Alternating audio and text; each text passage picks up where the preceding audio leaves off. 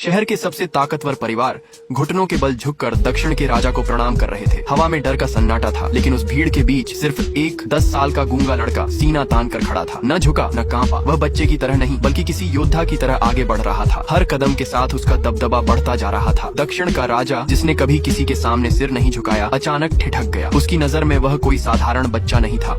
वह एक ऐसी आभा लिए हुए था जैसे युद्ध का देवता स्वयं धरती पर उतर आया हो। और यह वही दुष्ट योगी था जिसका नाम सुनते ही पूरा महाद्वीप कांप उठ जाता था। राजा अनायास ही पीछे हटने लगा और तभी सबकी सांसें थमा देने वाला पल आया। वह गूंगा लड़का अचानक बोल पड़ा। उसकी आवाज में ऐसा असर था मानो बरसों का मौन टूटते ही कोई छिपा हुआ रहस्य बाहर निकल आया हो, मानो सदियों की नींद से जागा कोई राक्षस बोल रहा हो। सवाल सिर्फ एक था, ये दुष्ट योगी आखिर एक मासूम से बच्चे के शरीर में कैसे कैद हुआ और उसका असली मकसद क्या है? आगे की कहानी आपके रोंगटे खड़े कर देगी। असल सच यह था कि उस छोटे से लड़के के भीतर कोई आम आत्मा नहीं बल्कि एक दुष्ट योगी की शक्ति छिपी थी। अपने पिछले जन्म में यह योगी साधारण इंसानों जैसा नहीं था। वह दूसरों की ताकत निगलकर जीवित रहता था। धीरे धीरे उसने लाखों लोगों की ऊर्जा अपने भीतर समेट ली थी और अमृता की अंतिम सीढ़ी पर पहुंच चुका था। लेकिन भाग्य ने खेल खेला। अमर बनने से ठीक पहले एक भयानक बिजली का संकट उसके सामने आ गया। आसमान फट पड़ा, गर्जना हुई और उसी पल समय और स्थान की सीमाएं टूट गईं। उसकी आत्मा बहकर एक बिल्कुल अलग दुनिया में आ गिरी और सीधा सुपरिवार के एक नवजात बच्चे के शरीर में समा गई। उस योगी को पता था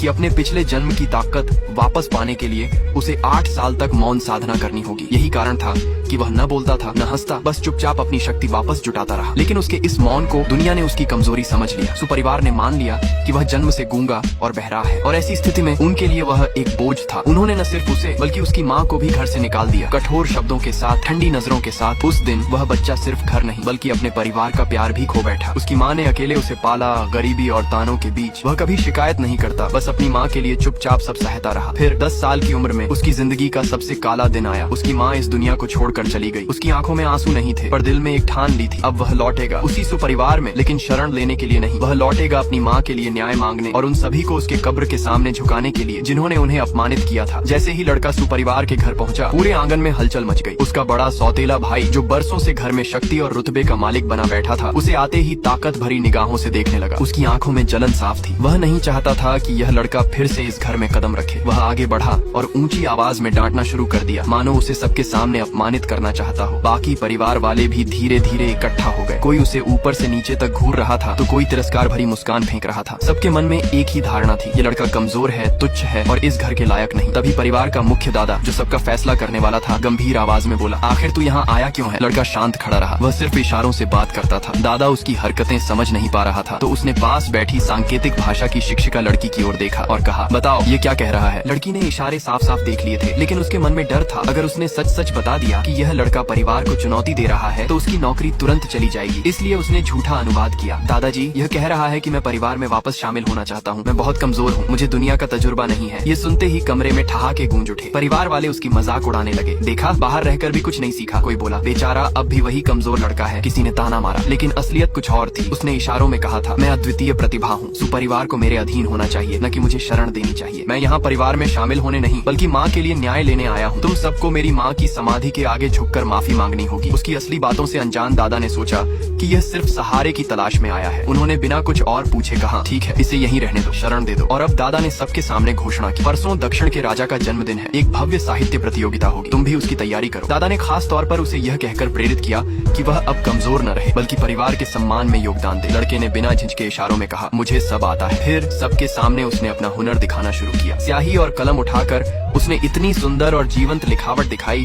कि कमरे में सन्नाटा छा गया। हर अक्षर मानो सोने से तराशा गया हो। लोगों को क्या पता था कि अपने पिछले जन्म में वह साहित्य और लेखन की दुनिया में शिखर तक पहुंच चुका था। पर कुछ ना समझ रिश्तेदारों को उसकी कला रास नहीं आई। वे ताने मारने लगे, बस लिखावट ही तो है, इसमें क्या खास? लेकिन दादा की नजरें बदल चुकी थीं। उन्होंने महसूस किया, ये लड़का साधारण नहीं है। परिवार में साहित्य की सही पहचान कराने के लिए दादा ने एक मशहूर विद्वान को बुलाया, श्रीमान जू मोशिया। जब वे आए तो शुरुआत में उन्होंने भी उसे तुच्छ समझा और कुछ सामान्य किताबें रटने के लिए दे दी। लड़के ने हल्की मुस्कान के साथ इशारों में कहा, ये बच्चों की किताबें तो मैं पहले से जानता हूँ। जू मोशिया को लगा कि यह बस टींग मार रहा है, लेकिन जब लड़के ने बिना रुके कठिन कविताएं सुनाई और हर सवाल का सटीक उत्तर दिया तो उनके चेहरे पर हैरानी साफ थी। कुछ देर की चुप्पी के बाद उन्होंने गंभीर स्वर में कहा, तुम मेरे शिष्य नहीं, मेरे गुरु बनने योग्य हो। जाते जाते गुरु ने लड़के को प्रतिभा का एक अलग ही विजेता बताकर वहाँ से चले गए। अब रात में लड़का गहरी ध्यानावस्था में बैठा था। उसकी सांसें धीमी थीं लेकिन भीतर से वह प्रचंड ऊर्जा खींच रहा था। इतनी शक्ति वह समेट रहा था कि पूरे शहर के साधकों की साधना बाधित हो गई। अचानक उसके सिर के ऊपर 3 फूल प्रकट हुए। यह साधना की दुनिया का सबसे दुर्लभ और सर्वोच्च स्तर था। उसी क्षण एक महान साधक की शक्ति भी उसकी आत्मा में समा गई। यह देख दूर बैठे साधक और उसके पुराने गुरु भी चौंक गए और घबरा उठे। दुष्ट योगी की पूरी शक्ति लौट चुकी थी। अब वह कुछ भी कर सकता था, लेकिन उसके मन में सिर्फ एक ही सबसे पहले संकल्प था, अपनी माँ के अपमान का बदला लेना। वह चाहता था कि पूरे परिवार को उसकी माँ की कब्र के सामने झुकाकर माफी मंगवाए, पर वह जल्दबाजी में कुछ नहीं करना चाहता था। अगले दिन वह चुपचाप दक्षिण के राजा के जन्मदिन की साहित्य प्रतियोगिता की तैयारी में निकल पड़ा। जब वह लग्जरी गाड़ी में बैठा तो दादा ने उसे समझाया, बड़ों का अपमान मत करना, उनका सम्मान करना, परिवार का नाम ऊंचा रखना। लेकिन इस बार लड़के ने पहली बार सबके सामने बोलकर सबको चौंका दिया, मैं ही सब कुछ हूँ, जीवन में कभी किसी से कमजोर नहीं रहा, ये प्रतियोगिता तो मैं मिनटों में जीत सकता हूँ। उसकी आवाज सुनकर दादा स्तब्ध रह गए। उन्हें अचानक पुराने गुरु की बातें याद आ गईं। ये कोई साधारण लड़का नहीं है। प्रतियोगिता स्थल पर पहुंचते ही वहां मौजूद बड़े बड़े गुरु आपस में चर्चा करने लगे। उनके बीच एक ने सबको बताया कि यह लड़का जन्म से अद्वितीय शक्तियों का मालिक है और उसके पास गहरा ज्ञान है। ये सुनकर लोग उसकी तारीफ करने लगे, लेकिन उसका सौतेला भाई मन ही मन जलने लगा। ये अपने आप को क्या समझता है। तभी दक्षिण का राजा अपने महल से बाहर आया। जैसे ही लोग उसे देखते, सभी गुरु और परिवारजन झुककर प्रणाम करने लगे। दादा ने भी धीरे से लड़के से कहा, चुपचाप झुक जाओ, ये राजा खतरनाक है। मगर लड़के पर कोई असर नहीं हुआ। वह सीना तान कर खड़ा रहा और सीधे राजा की ओर बढ़ने लगा। आगे की कहानी में असली मोड़ आने वाला है। क्या लड़का सुपरिवार को अपनी माँ की कब्र के आगे झुका पाएगा, या दक्षिण का राजा उसके रास्ते में खड़ा होगा। अब जब उसकी पूरी शक्ति लौट आई है तो उसकी अगली चाल क्या होगी। दोस्तों, ये जानने के लिए अभी वीडियो लाइक करें, दोस्तों के साथ शेयर करें और नीचे कमेंट करके अपना अंदाजा बताएं। याद रहे, नेक्स्ट पार्ट सिर्फ तब आएगा जब 1 मिलियन व्यूज और 500+ कमेंट पूरे होंगे। जल्दी कीजिए, वरना अगले मोड से आप चूक जाएंगे।